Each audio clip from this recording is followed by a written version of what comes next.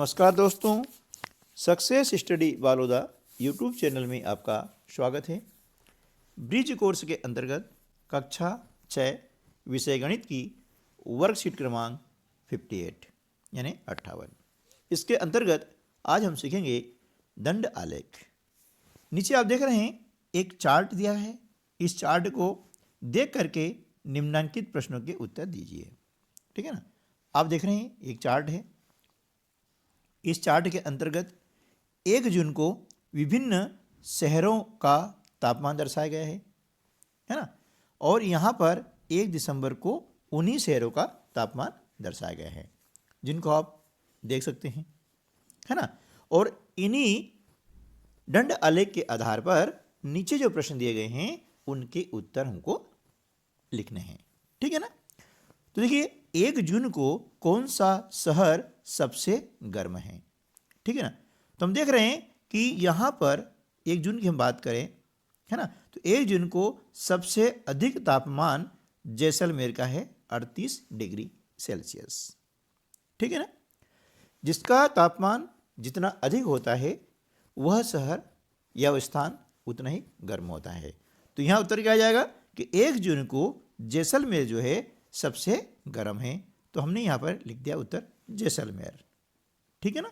चलिए अगला जो प्रश्न है कि 1 दिसंबर को कौन सा शहर सबसे ठंडा है ना।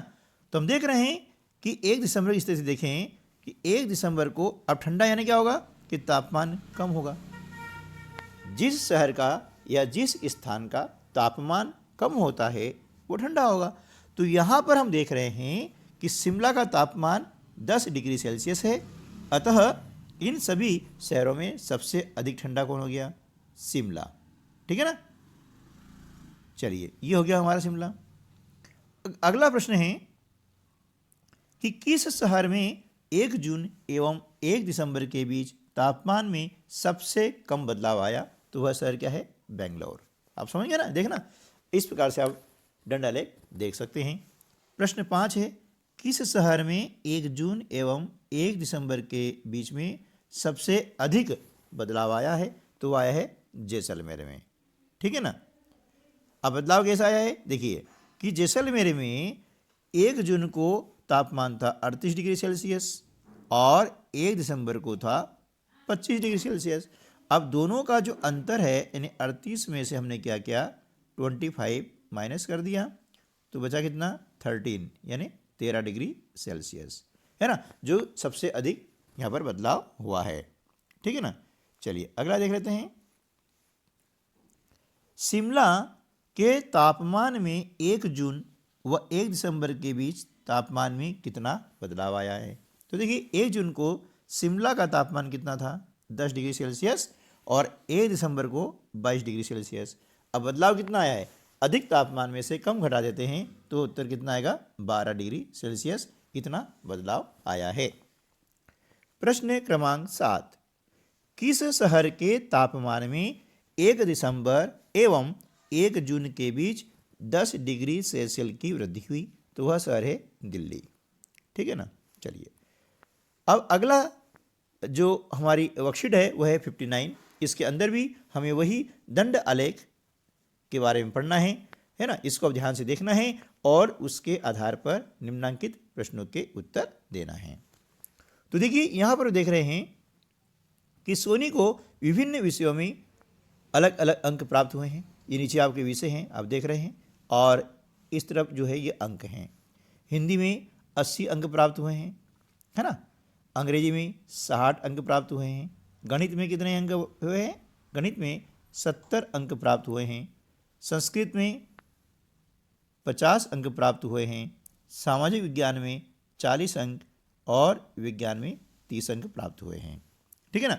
ये इन्हें प्राप्त हुए हैं। अब देखिए सबसे अधिक अंक किस विषय में प्राप्त हुए हैं? तो हम देख रहे हैं हिंदी में सबसे अधिक अंक प्राप्त हुए हैं। सबसे कम किस में हैं? विज्ञान में। ये विज्ञान में सबसे कम अंक प्राप्त हुए हैं। ठीक है ना।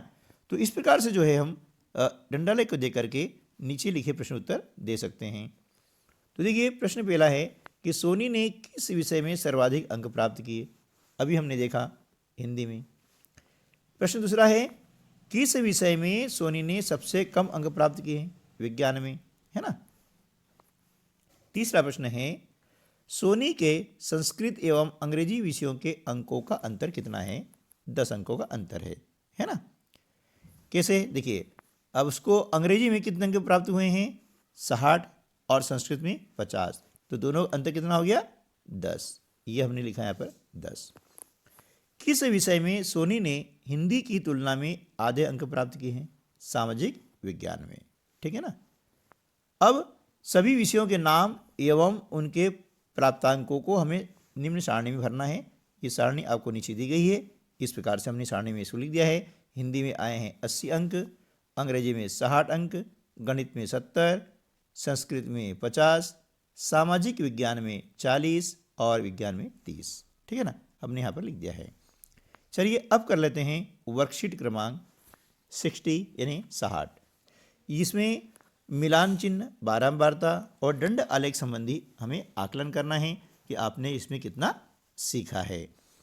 तो प्रश्न नंबर 1 है, एक विद्यालय में कक्षा 1 से 8 तक के बच्चों की संख्या क्रमशः 8, 17, 21, 24, 25, 28, 34 एवं 32 हैं।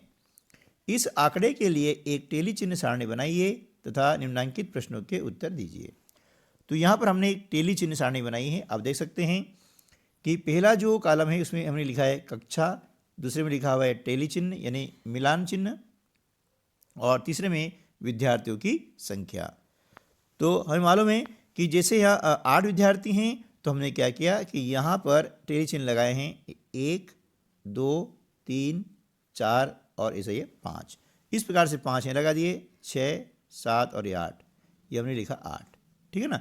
तो इसी प्रकार से हमने आगे जो है 17 ये बनाए हैं, देख रहे हैं 15 और 2 17, फिर इसके बाद में 21, फिर इसके बाद में 24, है ना। इसी प्रकार से 25, 28, 34 और 32 हमने यहाँ पर टेली चिन्ह बना दिए हैं और विद्यार्थियों की संख्या भी लिख दी है। ये आप देख रहे हैं यहाँ से यहाँ तक, ठीक है ना। चलिए अब अगला जो प्रश्न है वह यह है कि कौन सी कक्षा के विद्यार्थियों की संख्या पहली कक्षा के विद्यार्थियों से 3 गुना है? कक्षा 4। अगला प्रश्न है कक्षा 1 से 8 तक के कुल विद्यार्थियों की संख्या कितनी है? तो इनको जोड़ते हैं तो इनका योग आ रहा है 189 यानी 189 कुल संख्या है। प्रश्न तीसरा है सर्वाधिक बच्चे किस कक्षा में हैं? यानी सबसे अधिक बच्चे किस कक्षा में हैं? तो उत्तर आ जाएगा कक्षा 7, ठीक है दोस्तों। अगला जो प्रश्न है प्रश्न क्रमांक 2, रमेश के कक्षा 6 के वार्षिक प्राप्तांकों को निम्नानुसार बार चार्ट के रूप में दर्शाया गया है। आप देख रहे हैं कि ऊर्ध्वाधर है अंक और क्षैतिज रूप में है विषय।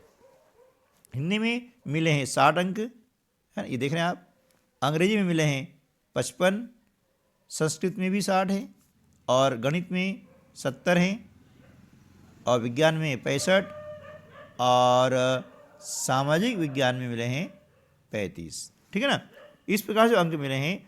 तो इसके आधार पर ये आपको जो दी गई है ना, बार चार्ट दिया गया है। इस बार चार्ट को देखिए और नीचे लिखे प्रश्नों के उत्तर लिखिए। चलिए हम लिख लेते हैं। पहला जो प्रश्न है कि रमेश ने सर्वाधिक अंक किस विषय में प्राप्त किया? उत्तर आ जाएगा गणित में। अगला प्रश्न है किन 2 विषयों में रमेश के प्राप्तांक समान हैं? है ना, तो हिंदी व संस्कृत में प्राप्तांक समान हैं। अगला प्रश्न है रमेश के किस विषय का प्राप्तांक गणित की तुलना में आधी हैं? वो आ जाएगा सामाजिक विज्ञान, ठीक है ना। उसके बाद में अगला प्रश्न है रमेश के सभी विषयों के कुल प्राप्तांक ज्ञात कीजिए। सारे प्राप्तांकों को हमने यहाँ पर लिखा और जोड़ा तो कुल उनके प्राप्तांक हो गए कितने? 345। ये हमारा आंसर आ जाएगा, ठीक है दोस्तों। तो इस प्रकार से ब्रिज कोर्स का आज ये अंतिम वीडियो था।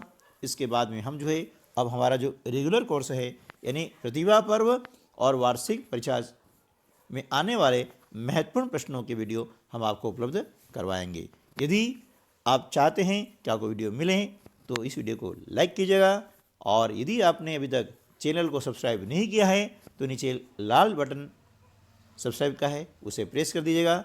बेल आइकॉन जो घंटी का आइकॉन है उसे दबाइए और ऑल पर सेट कर दीजिएगा। मिलते हैं अगले वीडियो में, तब तक के लिए नमस्कार, जय हिंद।